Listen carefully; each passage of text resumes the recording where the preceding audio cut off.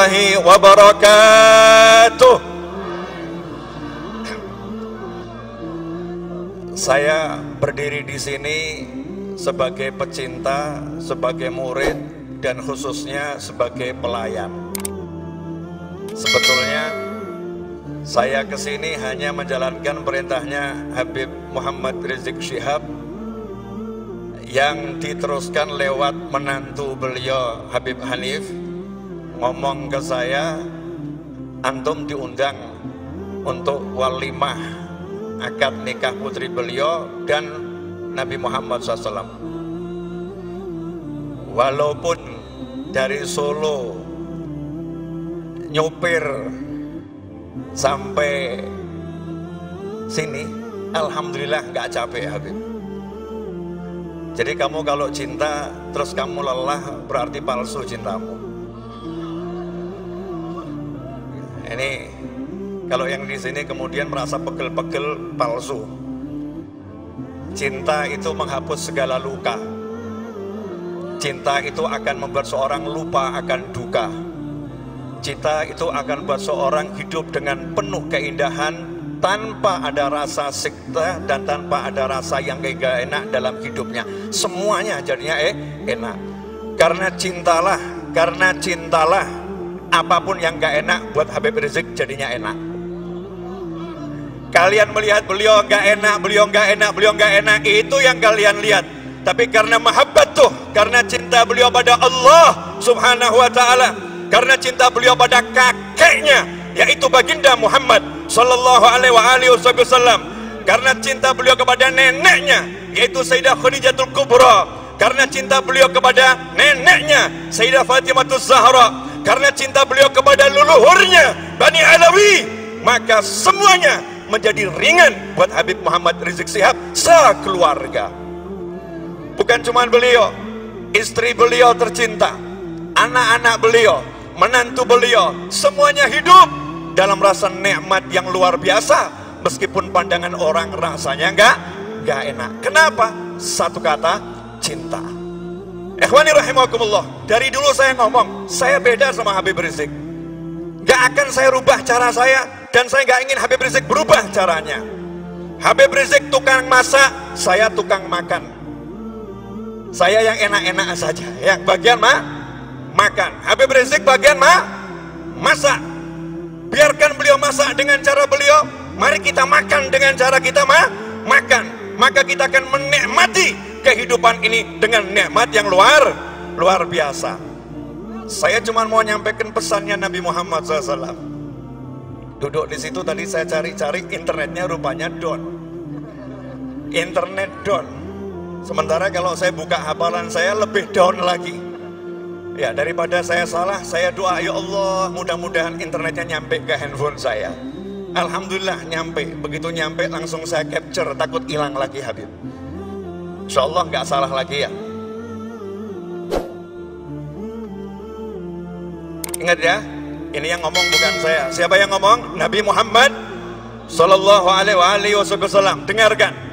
Karena kalau udah Nabi berbicara, kita bicara sendiri, suara kita mengalahkan suara Nabi, hancur amalan kita tanpa kita sadari.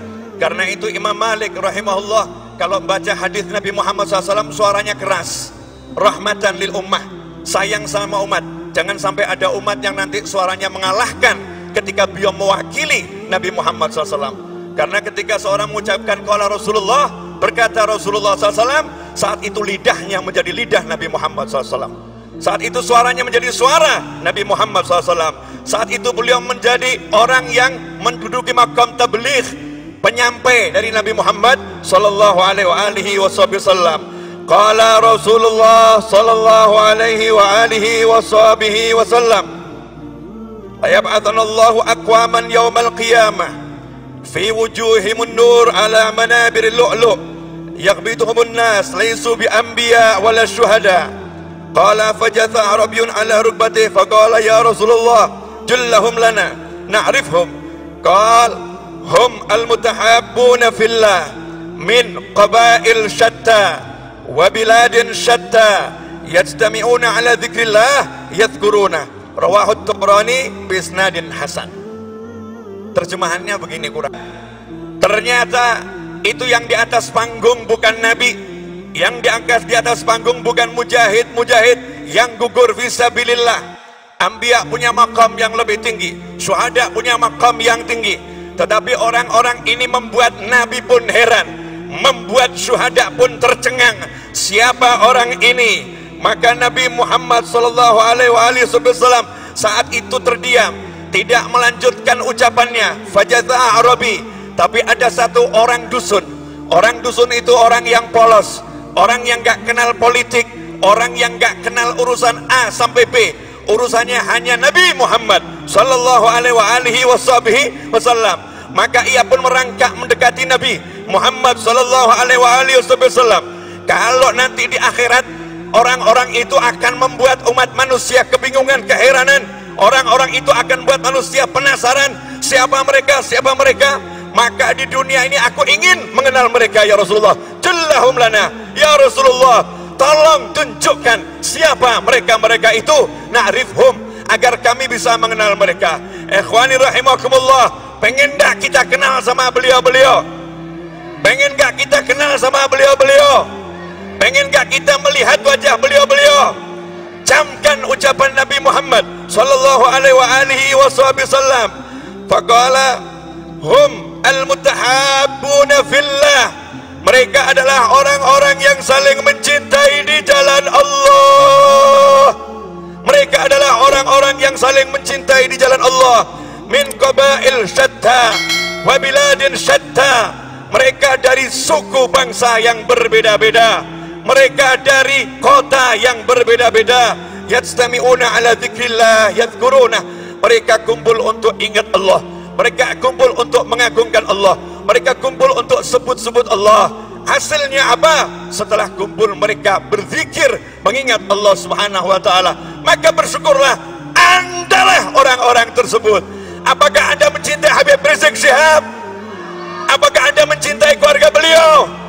Apakah Anda mencintai para ulama yang ada di panggung ini? Apakah Anda mencintai mereka yang ada di samping, kanan, kiri, depan Anda? Apakah kita saling mencintai? Wahai para malaikat, saksikanlah kami saling mencintai di jalan Allah. Saya orang Solo, mungkin ada orang dari Garut, mungkin ada orang dari Bandung, mungkin ada dari Cirebon, mungkin ada yang dari luar pulau, mungkin ada yang dari Jawa Timur, mungkin ada yang dari luar negeri. Semuanya malam ini kumpul untuk cinta kepada Allah Subhanahu wa ta'ala. Maka kita ucapkan Alhamdulillah. Ikhwani rahimakumullah, saya gak mau panjang-panjang. Ceramah saya terpendek itu 2 jam. Tapi malam ini saya gak mau panjang-panjang. Tapi orang jatuh cinta suruh ngomong, repot Habib. Iya, orang jatuh cinta suruh ngomong nih repot. Sebetulnya saya jalan bukan 8 kilo. Yang 8 kilo itu waktu saya syuting. Total jalan kaki saya kurang lebih 12 kilo Habib. Iya, 12 kilo. Sengaja saya lihat ada motor lewat, saya asik lihat nih motor pelan-pelan itu, jalan kaki. Saya mau melihat siapa saja sih orang-orang yang pengen nyambut Habib Rizik ini. Apakah ada mobilisasi? Apakah ada orang yang digerakkan untuk datang? Ternyata saya tidak melihat semua itu. Saya melihat orang spontan. Makanya tidak ada tim bagi-bagi nasi bungkus, tidak ada tim bagi-bagi es, tidak ada tim bagi-bagi kopi, tidak ada tim yang bagi-bagi air. Tidak ada itu, tidak terorganisir seperti itu. Beda di aksi-aksi Habib Rizik di 212 bersama kawan-kawannya, lengkap, ada tim macam-macam. Kenapa? Karena semuanya sudah dipersiapkan. Tetapi hari itu tidak dipersiapkan. Tidak ada yang punya karya pengen bawa orang kepada, tidak ada. Semua berjalan sendiri-sendiri. Semuanya dipanggil oleh Allah Subhanahu wa ta'ala. Khususnya Habib Novel bin Muhammad Al-Idrus. Sholat isya saya, sholat isya jam 9 malam, Allahu Akbar, selesai isya, nangis saya. Hati saya ditegur entah oleh siapa, saya nggak tahu. Hati saya ditegur, saya pun menangis, nangis ketakutan, nangis takut sama Allah Ta'ala. Novel, kalau kamu tidak berangkat ke Jakarta, kalau kamu nggak sambut Habib Rizik, maka kamu bukan dalam golongan mereka, golongan beliau-beliau. Maka bismillah jalan Habib. Jadi ceritanya anak nggak pengen jemput antum Habib. mau lihat dari Front TV. Habib Hanif ngundangnya malam Ahad, akad nikah, gak ngundang ke bandara, gak ada undangan ke bandara. Kalau ada hoax itu, tidak ada. Tetapi subhanallah, Allah tegur hati saya. Berangkat, alhamdulillah, kaki lecet Habib nih, bukti Habib, bukti. Nanti di akhirat dibuat bukti nih. Iya, lecet. Jangan dikira saya pakai sandal Habib, kakinya lecet, sandalnya murahan. Sorry bro, sandal saya harganya 1 juta paling murah. Mahal, Al-Idrus. Ya, kita suka pakai yang mewah-mewah. Kenapa? Dunia ini hanya kendaraan sementara, gak ada artinya. Maka saya pengen injak itu yang namanya dunia. Nggak usah taruh di hati. Tambah 2 menit lagi boleh Habib? Boleh. Saya kalau ngomong ke beliau takut nih ya. Kemantunya saja ya. Ngomongin ke Habib Hanif. Boleh saya tambah 2 menit lagi? Nah, ada satu pesan begini. Pesan saya untuk para pecinta Habib Rizik Syihab. Kalau ada yang mencaci Habib Rizik, ada yang maki Habib Rizik, ada yang nyinyir Habib Rizik, diamkan saja. Kenapa? Terlampau besar kami untuk meladeni yang seperti itu. Siap saudara-saudara? Aksi diam, gak usah dijawab, diamkan saja. Kalau dulu saya sekolah diajarin bahasa Indonesia, ada pepatah, anjing menggonggong. Saya nggak ngomong loh ya, coba diulangi. Iya, jadi ya anjing itu kerjanya menggonggong. Lah kalau ada anjing menggonggong, kamu ikut gonggong, berarti anjing ketemu anjing, anjing ketemu anjing. Oh kita ini kafilah, kelompok pangeran ini. Kelompok pangeran itu ada nyantai aja. Ya, gak usah gubris yang namanya anjing. Kita doakan. Dulu di Hadramut ada satu Habib, di majelisnya dicaci-caci, dimaki-maki. Maka Habib itu pulang ke rumahnya. Sampai di rumah Habibnya nangis, ditegur sama istrinya. Wahai suamiku, ada apa kamu nangis? Dijawab sama Habibnya, iya, itu tadi ada yang maki-maki saya di majelis, hina-hina saya di majelis. Istrinya marah, kamu dicaci, dimaki, dihina, kamu nangis. Seharusnya kamu gak nangis, seharusnya kamu doakan orang itu. Dinasehatin sama istrinya. Jawaban Habibnya lebih membuat kaget lagi. Aku nangis bukan karena dicaci dan dimaki. Nah, kenapa? Kenapa aku terlambat memaafkan dia, kok sampai rumah baru aku maafkan? Kenapa aku memaafkannya ketika sampai rumah? Kenapa saat dia mencaci maki aku tidak segera aku maafkan di hadapan Allah Subhanahu wa taala? Ikhwani rahimakumullah, beginilah kami dididik leluhur kami. Beginilah kami dididik oleh kakek kami. Beginilah kami dididik oleh baginda Muhammad sallallahu alaihi wasallam. Jadi anjuran saja, boleh ikut, boleh tidak.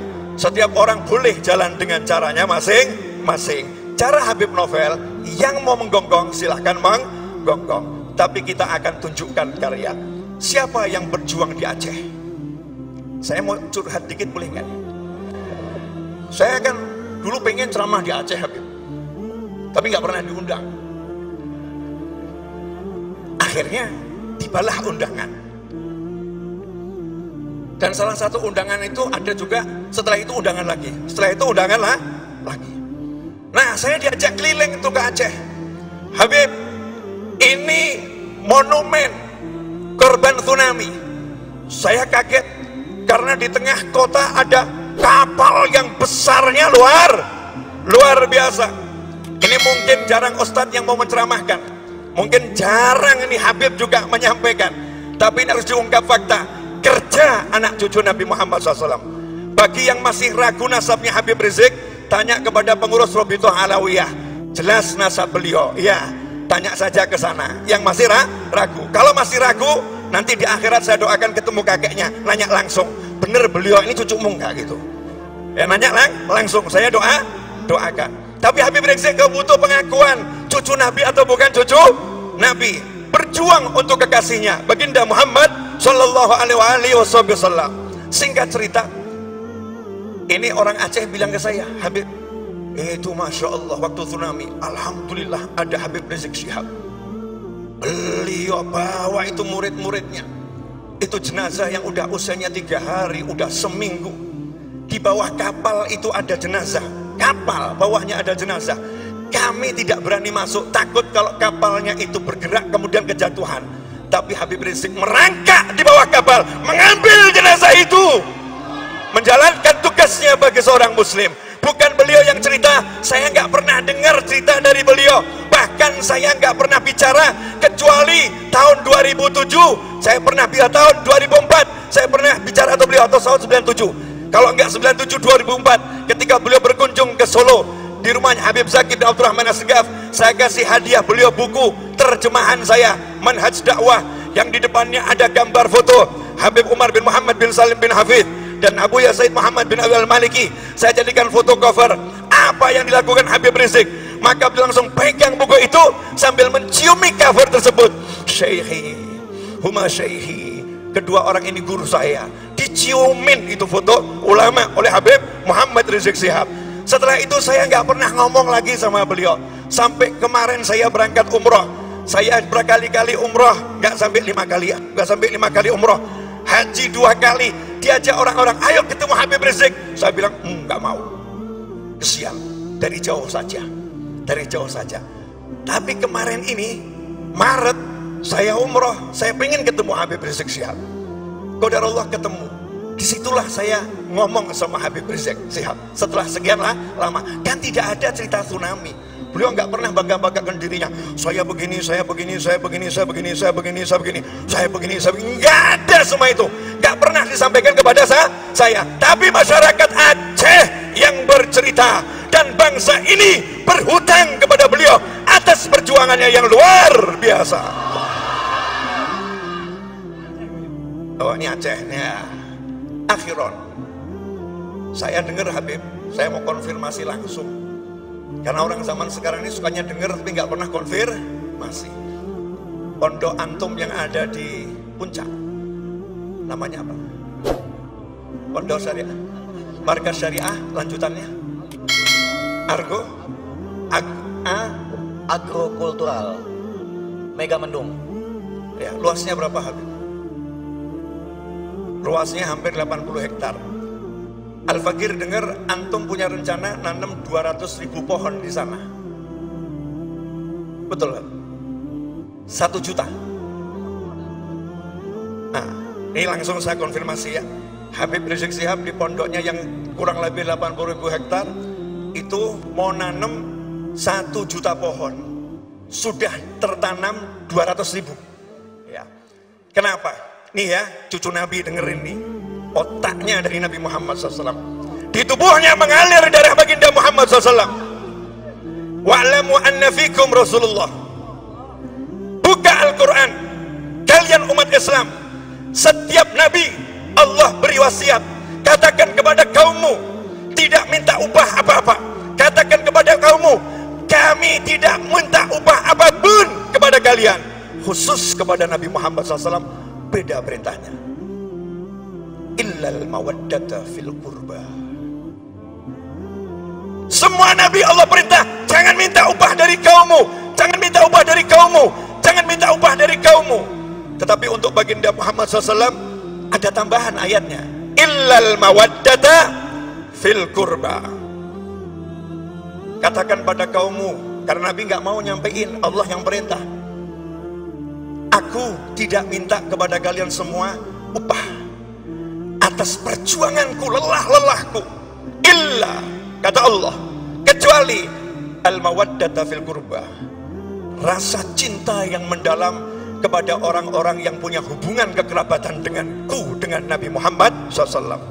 Cinta kepada ayah Nabi, cinta kepada kakek Nabi, cinta kepada istri-istri Nabi Muhammad SAW, cinta kepada menantu-menantu Rasulullah, cinta kepada Sayyidina Hasan dan Husain, cinta kepada cucu-cucu Nabi Muhammad SAW ila yaumil kiamah. Lihat kecerdasan Habib Rizik Syihab. Sengaja saya perpanjang Habib biar orang penasaran. Cerdasnya di mana? Jakarta ini konon ya, konon ada banjir kiriman.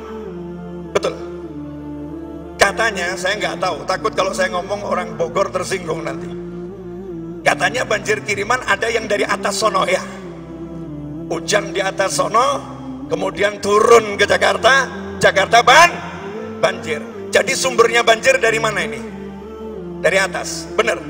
Nah, kenapa di atas itu airnya banyak mengalir ke Jakarta? Karena buminya kurang bisa menyerap airnya saat hujan turun. Karena buminya kurang bisa menampung airnya saat hujan turun. Kenapa? Karena kurang pohon di sana.